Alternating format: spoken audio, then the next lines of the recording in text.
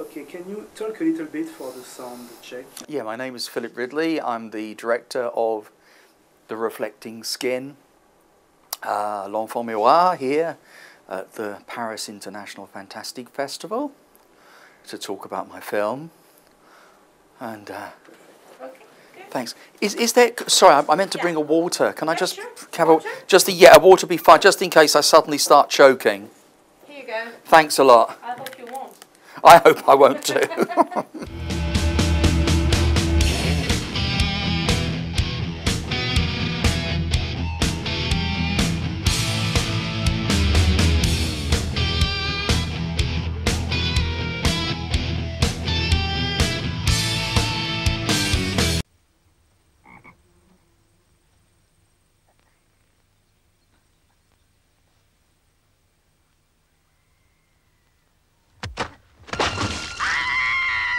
Well, I'd always done films. I was one of those kind of young teenagers that made Super 8 films with my friends. You know, like in the film Super 8 and all of that. So I used to go out and make vampire films, and I was always Van Helsing in the vampire films. Much as I wanted to be Dracula and the vampire, I was always the Van Helsing. I was always the Van Helsing character, and I was always the archaeologist who found the mummy and not the mummy. So I was always on the other side, the wrong side as far as I was concerned. But no, I made lots of Super 8 films between the age of sort of 12 up until sort of 16, 17. I made Super 8 films. And there was a bunch of us that made them. I was best friends with 3 or 4 other guys. And we made a hell of a lot, you know.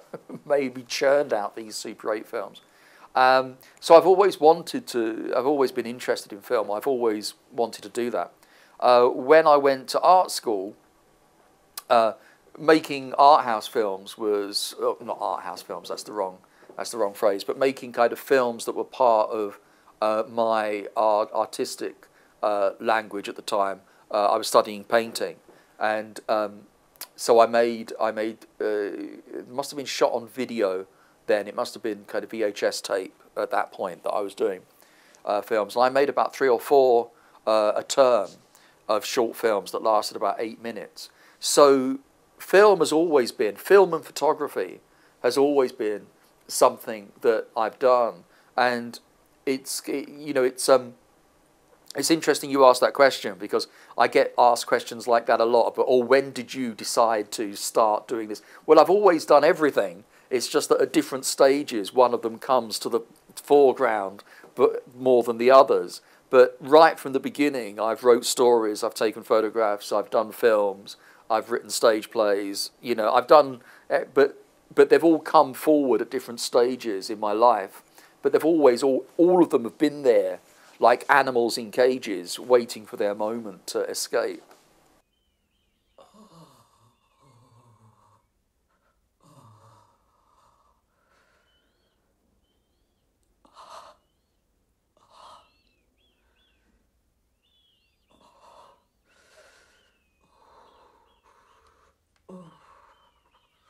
I mean, I love the Gothic. I always have done, as the work quite clearly demonstrates. But the word that I've begun to use a lot more recently is Eldritch, which is a kind of Old English word, which has a kind of, you know, mixes up the uncanny and the magical and the mystical, as well as the Gothic as well. And I think that probably what I'm doing is more kind of to do with the Eldritch imagination than the Gothic, than the purely Gothic. I mean, I love the imagery of the Gothic. Really, is the first thing that appealed to me as a child, growing up and watching all the Hammer horror films that I did when I was young, and being obsessed with horror fiction as I was when I was young. I fell in love. Well, as I still love them now, but I fell in love initially with that kind of that Gothic world, the operatic side of it, the over-the-top side of it, the kind of deep Freudian subconscious side of it. All of these things were the things that obsessed me, really.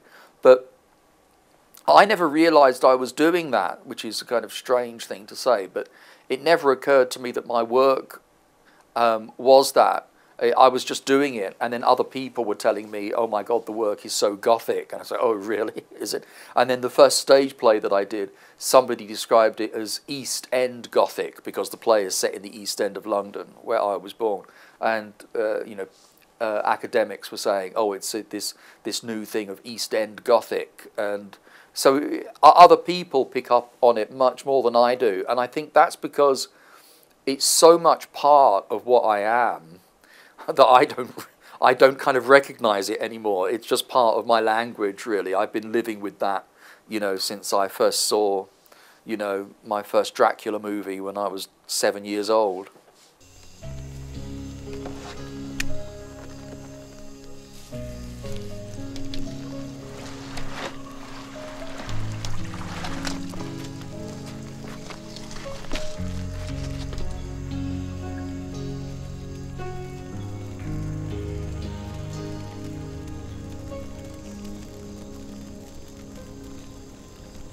All art forms, you know, during their history reach certain crisis moments where they lack confidence, really. And the first thing that you do when there's that kind of crisis moment is that you start to look inward and start to kind of do a kind of postmodern meta-cinema take, which is a way of saying it might be frightening or it might not, and if it's not, it doesn't matter because it's not meant to be frightening, it's meant to be a pastiche of something that's frightening, and I don't quite believe in it anyway. So I guess that there's that going on, but mind you, some of those films are absolutely wonderful, you know.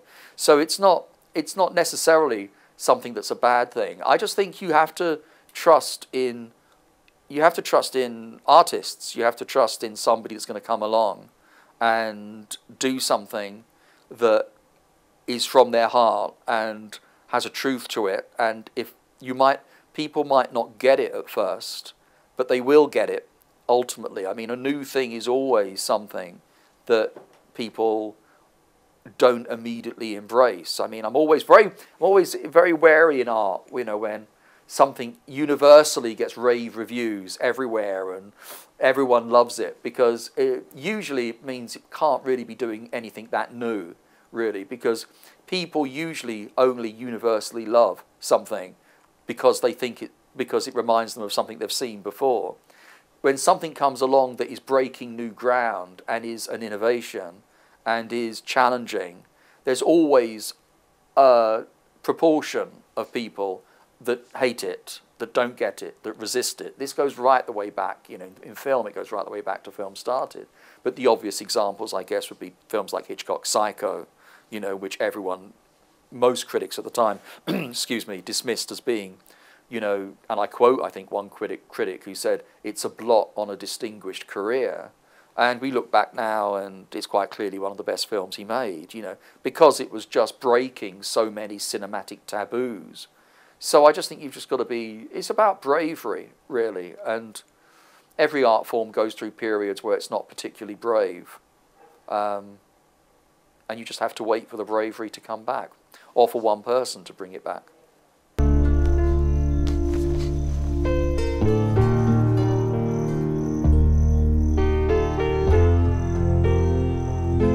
This feeling is scary, like sparks on the skin.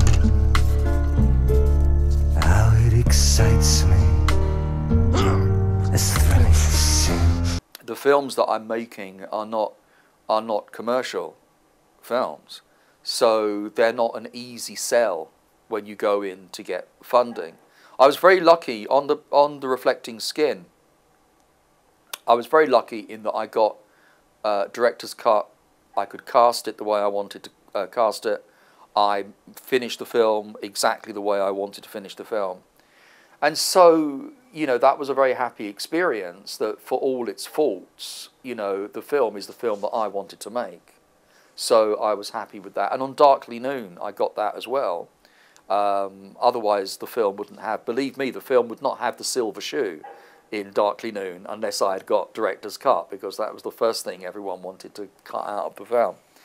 So I kind of had control, and it takes a lot when you write a script, like the kind of scripts that I'm writing, first to get interest from people that are willing to put money in, because it's not clear how they're going to make their money back, but then also because they know I'm not really going to compromise that much on how I think the film should be shot. So yes, the delay is probably, I would say, about 70% finance problems of waiting to get the money in a way that I can make the film that I want to make. The other 30% about the delay is just that I was doing other things, really. I've never wanted to hang around. I don't hang around and wait for something to come along. I'm always working very hard, and I want to create my own work the whole time. So after The Passion of Darkly Noon, I mean, also I should say as well at this stage, there was a big part of me that never wanted to make another film again after Darkly Noon. Every time I finish a film, every time I finish a feature film, I kind of think, oh, never again. I never want to make another film again. So of that big gap with Darkly Noon, the first kind of 4 or 5 years was me saying, I've got no interest. It's a nightmare making films. I can't bear it. Because The Passion of Darkly Noon was a very difficult shoot. A very difficult shoot. It was right from the beginning. There were problems with that film. In pre-production, there were problems. In the shoot, there were problems. In post-production, it was a nightmare. So I was pretty much drained and exhausted, and not wanting to go back into that world again. In the shadows where he lives, he's the only one who can see them. That world out there? Hell. It's like open up the window and all this madness flies in. This gang, they come up from nowhere, sounds like wild animals. He's the only one trying to stop them. Please don't know what this is. You know what's doing all of this, don't you? There are demons. You know where this is, don't you? I'm waiting for you. But when a stranger makes him an offer, I thought you might be ready for making a deal. A deal? You can have what you've always wanted. What would I have to do? You help my world evolve. it will turn his world inside out. I'm not, I love big popcorn movies. I go to see them all the time. So it's not, I'm not snobbish about them in that sense. I'm not saying, oh, no. But I don't know how I could make one. So, I mean, I go with the films that I think I could make.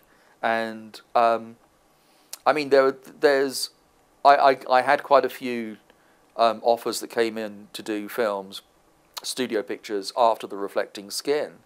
And it's not that I turned them down because I thought they were bad scripts or anything, like that.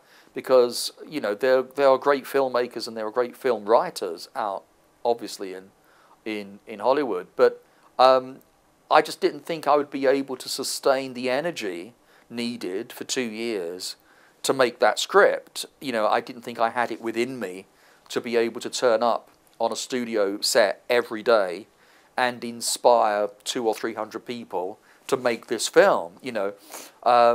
I mean, filmmaking is very difficult, even when you believe in the script 100% and it's your own personal project.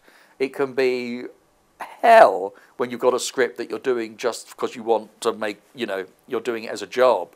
And I think I owed it to the people that were, if you like, I owed it to the people that were offering me these scripts, to be completely honest with them and just say, look, it's a great script, it'll make a great film, but I don't think I'm the right person to be able to create this for you, because I would probably want to push it in areas and explore areas in this script and maintain something in this script that perhaps you felt you don't want. So it's just honesty, really. I mean, it takes a hell of a long time to make a film. It's like 2 or 3 years out of your life. So you want to make sure you're putting that time into something that you believe in, 100% believe in. Now, I used to have this birthmark right across the side of my face. he has the life he always wanted. You're expecting me, I believe. But the battle for his soul You can't expect me to actually kill somebody. is about to begin. You're in danger. From what? From me. I don't know how to kill. Don't say I won't, say I will. I've seen the future, Jamie. Come on! And it's the kingdom of horror. You know, I was a slightly different artist when I came back to make the third film with such a big gap. I'd been writing stage plays, all of which were set in the East End of London, where I live. I'd been writing children's books that in a kind of make-believe fantasy way were set in the same kind of urban environment. So it seemed very, well, not even, you don't really make decisions like that. I just started to write the screenplay, and what happened was an urban environment. That's what I'd been working. But also, there is this thing that all three of the films, as you say, the landscape where they're set is a very big character in the film. It's part of the language. It's part of the cinema of the film. So you have wheat fields and you have farmlands in The Reflecting Skin, and you have the forest and mountains in Darkly Noon. But then I'm still out in landscape, except it's a cityscape. So I'm still outside. I'm not doing an interior studio picture. It's just using the next outdoors thing. So I wasn't, you know, what options were left to me? I mean, there's lots of different options. I mean, I could have set something in the Sahara Desert, or I could have gone to the North Pole. But, you know, there's kind of, it just seemed like farmland, forest, urban landscape seemed to me a kind of nice trilogy of landscapes to, or outside shooting anyway, to deal with. I mean, I came out of Heartless. After I finished Heartless, I again had the, oh, never again. I'm never going to do another film again. It was a nightmare. On the other hand, it's kind of, I'm at my happiest, really, when I'm on the set shooting. Those, you know, the times of doing The Reflecting Skin and Darkly Noon and Heartless, the times of actually shooting the film have been some of the happiest times that I've had. So it's a balance with that, you know. If I can find people that want to finance the film that I want to make, then I'll make another film. And if I can't find that, then I won't. Perfect. Thank you. Thank you very much.